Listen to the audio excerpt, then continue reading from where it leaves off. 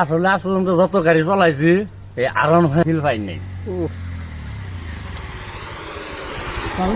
না আর খারাপ যত খারাপ যত স্পিডে যায় হেনে খারাপ যায় আর ওই যে দেখো পালসারটা আইছে যায় খারাইলো কোনো হ্যাঁ আরে এটা কত আসছিল কমসে কম 150 কম লাগলো